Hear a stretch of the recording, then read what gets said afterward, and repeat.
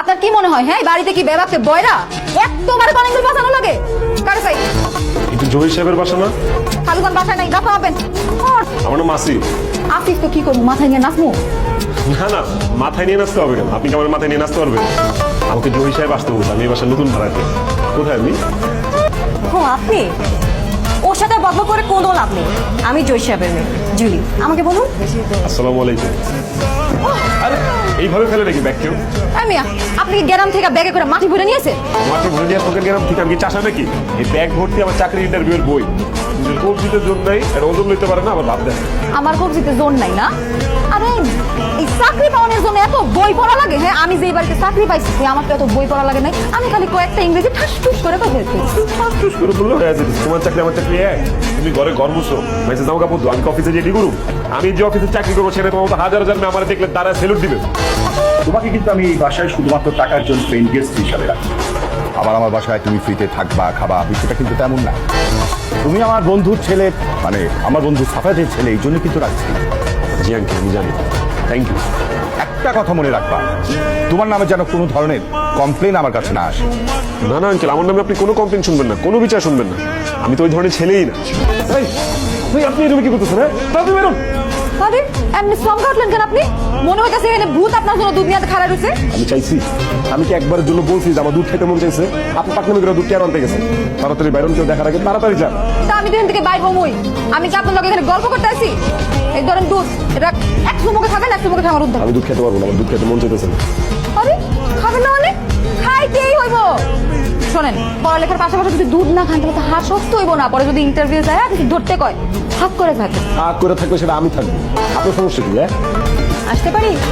আরে কি বলেন, অবশ্যই আসবেন। আসেন, আপনার বাড়ি আপনার ঘর, আপনি না আসলে কে আসবে? আসেন। তো কি করছেন? এই কিছু না, চাকরির ইন্টারভিউর সামনে ওটার জন্য প্রস্তুতি নিতেছি। আপনার বাড়িতে কে কে আছে?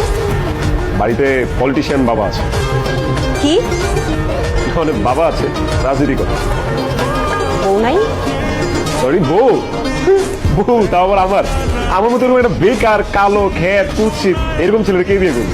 মনের জমিন কি খালি নাকি কেউ দখল করে নিয়েছে? আমার যে মনের জমি, আমার জীবনে তো চৈত্র মাস চলে সারা বছর। চৈত্র মাসের জমি দেখছেন কিন্তু ফাইটটা চিরচিরা হয়ে যায়। আমার হচ্ছে মনের জমির ওই অবস্থা, একদমই উর্বর না। লাঙল চালানো, ট্রাক্টর চালানো চাষাবাদ সম্ভব না। তার মানে হচ্ছে আসিফ মিয়ার মনের জমিন এখন খালি আছে।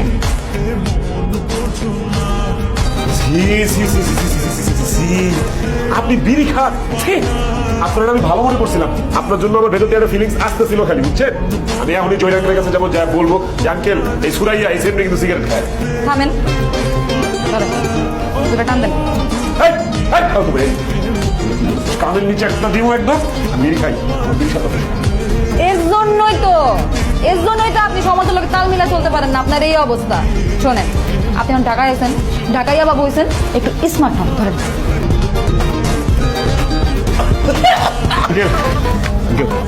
কি বাবা, হঠাৎ করে সালাম করছো, ব্যাপারটা কি? আঙ্কেল আমার চাকরি হয়ে গেছে। চাকরি হয়ে গেছে? কংগ্রাচুলেশনস! এবার কিন্তু মিষ্টি খাওয়াতে হবে। জি uncle. Anyway congratulation. Thank you, thank you. আমি জানতাম আপনি জবটা পাবেন। শুনেন, মনোযোগ দিয়ে জবটা করবেন। Anyway all the best. আরে তো ভাই আমার লোকে লইব, হ্যাঁ বেস্ট অফ লাক, আমার লোকে তো করতে হতো না। আপা করতে ওই দিও।